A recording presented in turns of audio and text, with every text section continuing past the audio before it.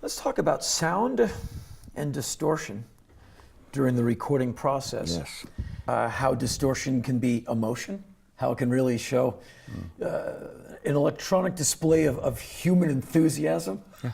So let's talk about that. Well, distortion is a real color, and it's a color you want to paint with, and it's as vivid as Matisse painting with orange, you know.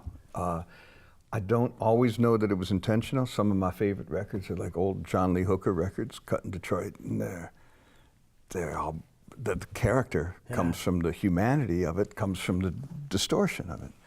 Or you listen to like the Stooges' first album, or the MC5 Kick Out the Jams, it's all distortion. Mainly, it wasn't, I don't think by design. I think it was because no one knew how to cut rock and roll records then. And how do you cut loud guitars? They were set up to record string section. I love that first Stooges album. It's one of my favorite records, but it doesn't, you know, I used to go see them all the time as a teenager, and it doesn't capture the thunder of the Stooges. And that's what, I can't stand that story. You saw the Stooges a bunch of times when you were a teenager.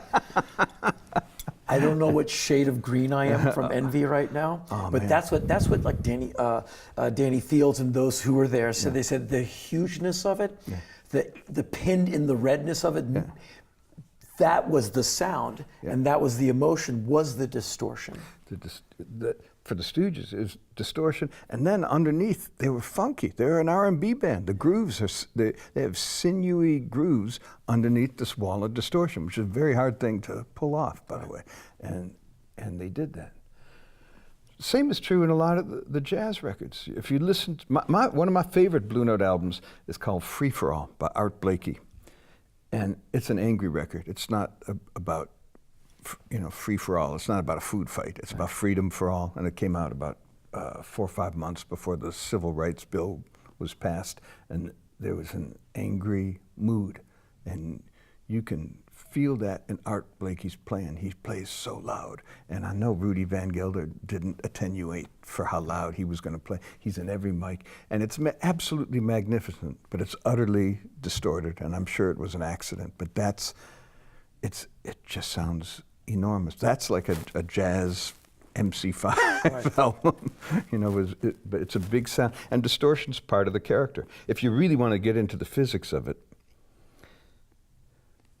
analog recording is all about distortion. Sure. You know, the things that we love about analog, the things we love about recording to 2-inch tape, the things that we love about vinyl, are that they take hi-fi and they mess with it a little bit.